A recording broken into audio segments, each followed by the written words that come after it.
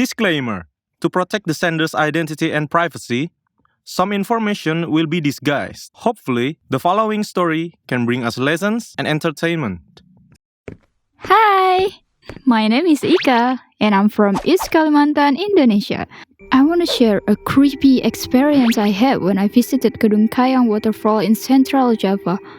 It's a story that still gives me chills until now.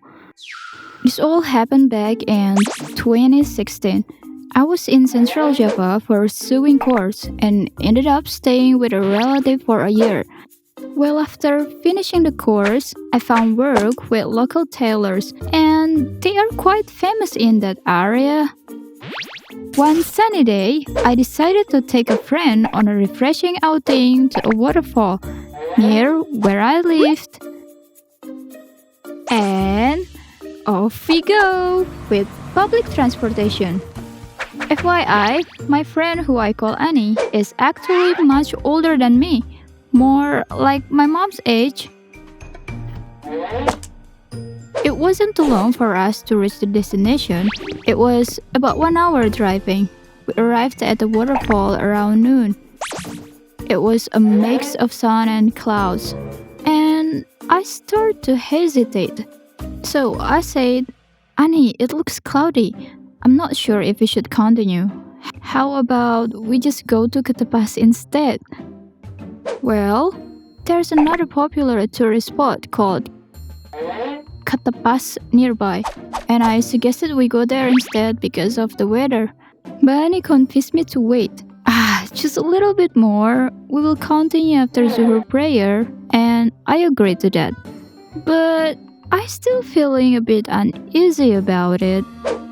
Finally, we started walking towards the falls, but I took a wrong turn.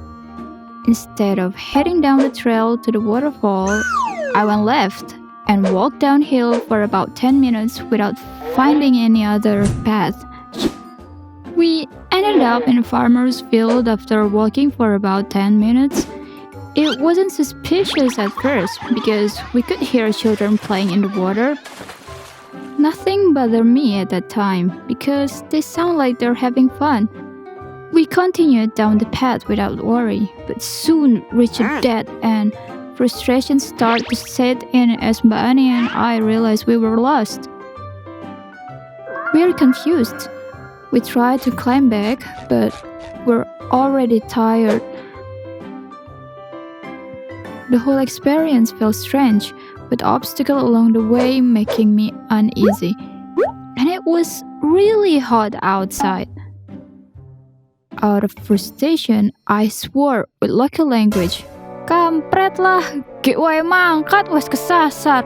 Jancuk lah, nek wani metu rene ora usah nyesatke. Jangkrik.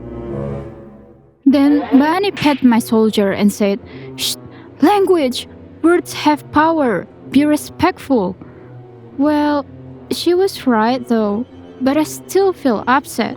But honestly, when we climbed back to the first spot, a strange heaviness came over me, as if I was carrying someone. Long story short, we finally found the right path. We went down back to the long stairs, but it felt like we weren't making any progress. Strangely enough, every step we took felt like we were going in circles. Because we were frustrated and exhausted, so we decided to cancel the plan. Because the weather was not favorable as it started to rain, we finally chose to go to Katapas instead. Around 3 p.m., we arrived at Katapas. There, we bought snacks, took photos, and enjoyed the beauty of the highlands. Since the weather started to become overcast, drizzling, and foggy, and the time was already 4:45 p.m., we both agreed to go back. So I took Mbak Ani home and then I went home by myself. When I got home, I immediately took a shower and rested. I don't know why, but after I returned from the waterfall, my body felt super tired and heavy. I couldn't sleep well. The next morning, like usual, I tidied up the house and went to work and returned home around 5 p.m. Long story short, when it was already 11 p.m., as always, I took my phone and headphones, then started listening to music before going to sleep. Around midnight, I woke up to my blanket being pulled off the bed.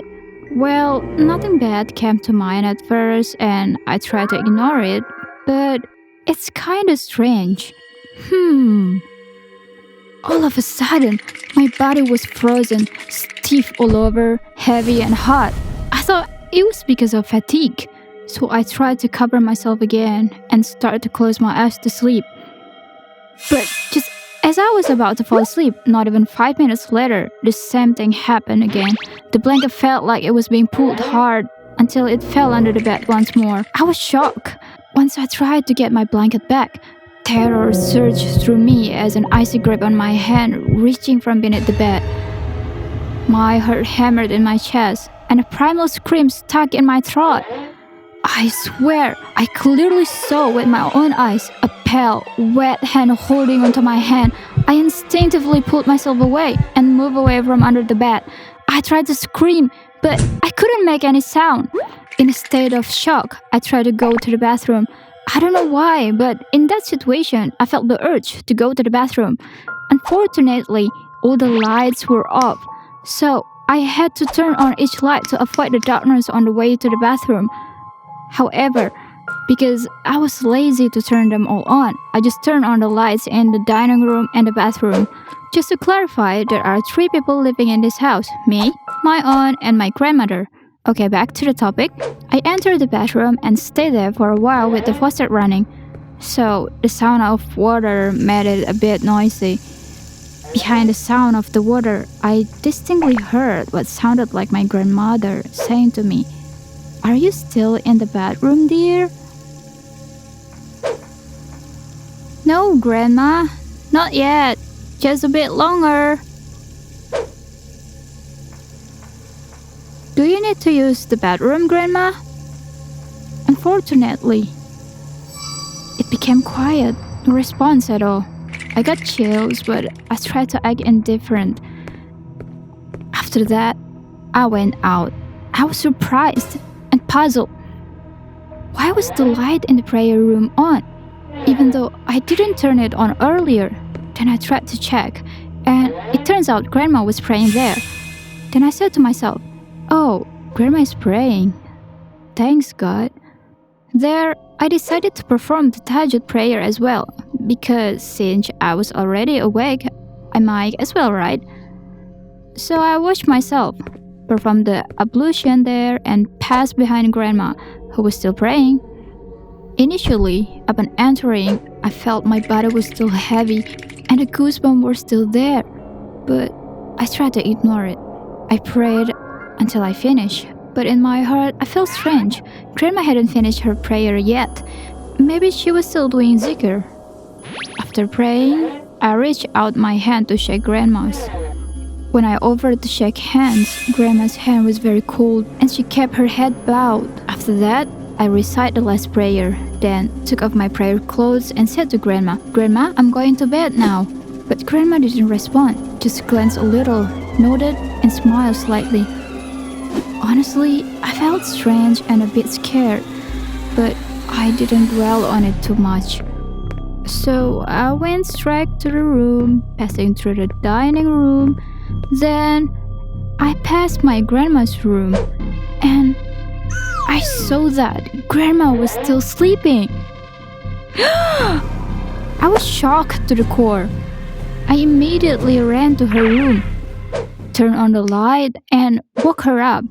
Grandma asked, "Hey, why are you not sleeping yet? It's already late, isn't it?"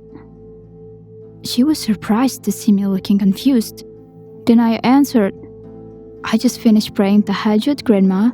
I was still confused, but I braced myself to tell Grandma what happened. In that moment, my thoughts were in turmoil, a mix of fear, shock, and disbelief. I gathered the courage to walk back and peek at the prayer room. I was utterly shocked when I saw that the light in the prayer room, which had been on when I left it, was now off. Moreover, I saw the figure of my grandmother smiling at me. That sight was too much for me to bear, and I fainted, not remembering anything after that. In the morning, when I woke up, I found myself in my room. My head was pounding, and now my body couldn't move at all, like totally paralyzed. I couldn't do anything except speak in a whisper. At that moment, when I was alone in the room, I saw the figure of my grandmother and a child. I couldn't scream or do anything. I could only close my eyes, cry, and recite the Ayat Kursi. Shortly after that, my aunt came in, and the figure disappeared. For 2 days, I lay stiff in my room, unable to do anything except blink, eat, drink, and speak softly. My aunt had brought a doctor to the house, but the doctor said I was perfectly healthy, showing no sign of illness. On the 3rd day, my aunt brought a paranormal from the neighboring village to the house. When he entered the room, he was shocked to see me and the condition inside the room. He said there were many figures in the room, some even pressing down on my body. He immediately asked me like, "Dear, I want to ask you something. Where have you been? What bad deeds did you do?" At that time, I realized that I swore and was rude in that place. Then I cried and said, "Sir, please help me, sir, please." And the paranormal brought me a bottle of holy water for me to drink. Eventually, my body regained its ability to move and slowly felt better. That day, I immediately felt better, although not completely. According to the paranormal, I had to go back to the tracks that I visited with Annie and apologize. So the next day, I went there accompanied by him. After that, he asked me to sit down and pray. Honestly, I heard a voice of children laughing while praying, and then it changed into a cry, and it sounded like furious, but it wasn't clear. Still, it made me goosebumps. A few minutes later, he finished reciting the prayer and said, "By God's will, everything shall be fine now." I felt relieved, and he said, "Next time, don't be reckless, dear. You must be polite wherever you are. You were followed all the way home. There were even 2 children clinging to your body. They wanted to enter you, but couldn't. And there is also 1 old lady. So there were 3 figures attached to your body. That's why you felt your body was heavy, and when you slept, you felt paralyzed. It's because the old lady figure pressed on you. But now everything is fine. Next time, you must be more careful." And then I nodded and agreed with the paranormal's word. After that, everything returned to normal as usual. There were no more incidents after that. But for the old lady figure, I still occasionally see her. But I'm not as scared as before. So please, let's be mindful of our words and manners wherever we are, because apparently we are not alone on this earth. So be wise and respectful in behavior. And if you like stories like this and you want it to be animated, don't forget to subscribe to our channel. See ya!